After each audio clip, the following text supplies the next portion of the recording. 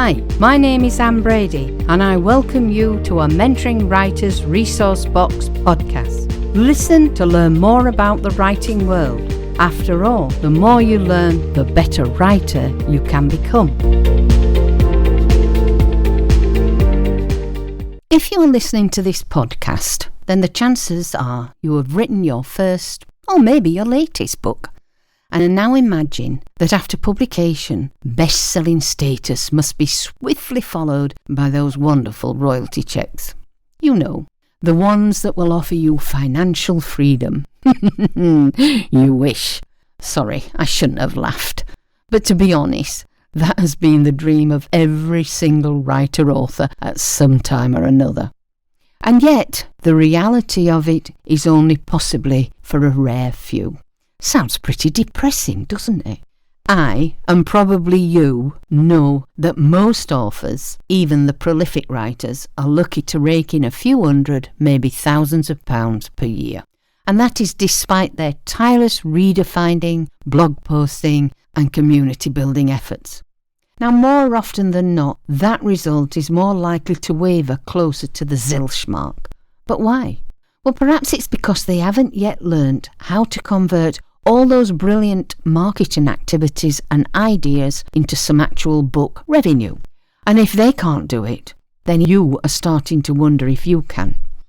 Like all things in life, if you want to succeed at something, you know you will have to work damned hard at it. And that includes knowing how to make the sales needed to be a successful writer. So, what can you do to improve your chances of boosting sales? A good and positive way is through the creation of an author email list. Now, if you are someone in the position I have just mentioned, then please keep listening, as you are about to learn one very important thing.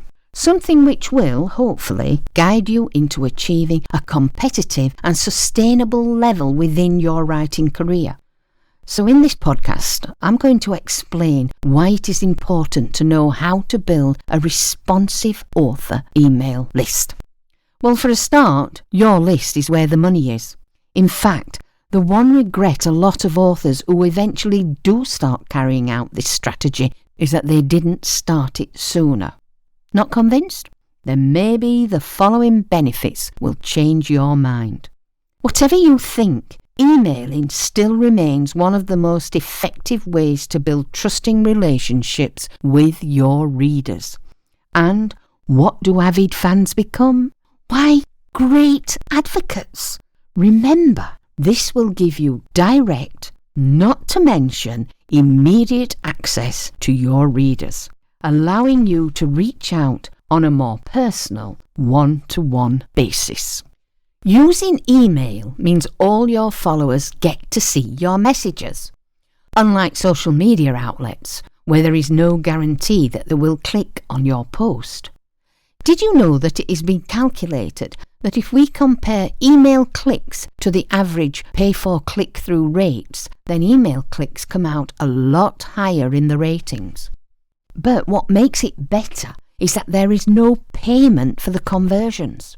And also remember, when it comes to emails, you are the one who retains full ownership and control over your email list and the content you share within it. There is no changes to the terms of service.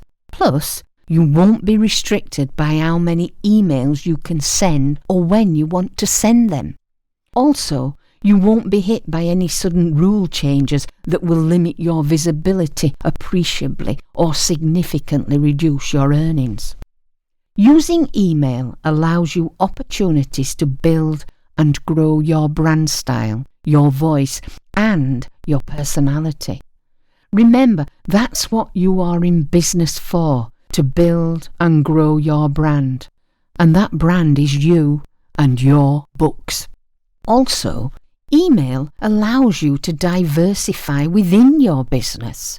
You will be able to gain independence, thus not having to rely on the marketing tactics of assorted retailers for your income, nor on the algorithms of sites such as Amazon to get your book in front of readers. Overall, you should consider that using email is a relatively cost-effective, efficient and timely way for you to relay to all your followers the relevant promotional material as well as some informational content.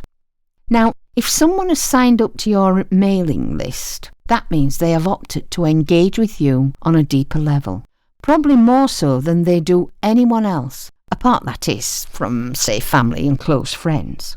As such, they are more than likely inclined to want to support your work, buy your books, and no doubt be willing to share your messages over an extended period of time. A more business-like feature of using emails is that should your website go down, or you happen to lose your social media profiles for some reason, you can still stay in touch with all your followers. The best thing about people signing up for your listing is that they are allowing you to communicate with them further.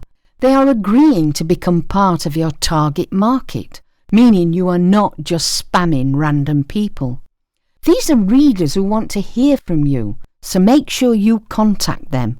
Oh, and do it in a good and positive way. Another great thing about using emails is how they can help you grow as an influencer. Sending out regular, meaningful and valuable content allows you to build your brand, meaning that brand, i.e. you, will be seen as having credibility and authority in a particular genre or subject. Don't forget that emails are like Word files, so use them wisely.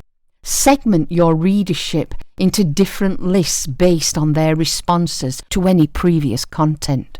By doing this, it will allow you the opportunity to be creative, allowing you to target them with more niche-orientated content, items that will appeal to each specific group of fans. And of course, don't forget to email an offer to boost your book's visibility prior to launch. This is a great way to promote your new book. Notifying followers about the new book could potentially launch it into that best-selling status, or at the very least, onto a couple of hot new releases lists. Imagine telling your thousands of eager readers that your latest book is now available at Amazon, Barnes & Noble, and maybe Kobo. Creating where your email is to be sent from is also an important element, and there are a number of ways in which you can do this. The easiest and most simple is to use your own email provider, for example, Gmail, Outlook, etc. Of course, there are other options, and if you want to expand this service more, then perhaps you should look at creating and working with a reliable email marketing service provider. If you have a website, then having an email marketing service platform is an ideal place for you to store captured leads, as well as managing your list and be able to send bulk emails. Whilst there are thousands of providers to choose from, Aweber, that's aweber.com, and MailChimp.com appear to be two of the most user-friendly, and they seem to be reasonably inexpensive and reliable. You can easily scale your list, segment your leads, export addresses, set up an autoresponder series, send individual emails, and view your email tracking and analytics. The most enjoyable part is that you don't need any programming or design skills to create great, attractive emails that will capture any reader's attention. These service providers are also legally compliant, thus helping you abide to any anti-spam laws. Creating welcome or follow-up emails is another way of welcoming a subscriber to your community. Remember to include any necessary information you feel relevant, such as website address, etc. In fact, blog or other social media accounts. You can use your email marketing service platform account to create a series of autoresponders. Having a collection of follow-up emails gives you the prime opportunity to start building a relationship with all your subscribers. Whether you set these emails up to include answers to frequently asked questions, deeper insights into your work, reading recommendations, other free offers, or any other relevant content doesn't really matter, as long as it helps people get to know you and your work. But make sure to do this without being too pushy or salesy about it. The chances are they are more likely to pre-order your next book or purchase published works if you add good value with every interaction.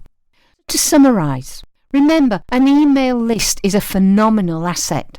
Not having one could make it harder for you to gain the traction needed to develop a financially satisfying writing career. Of course, you have to bear in mind that as your community grows, hopefully, so should your income.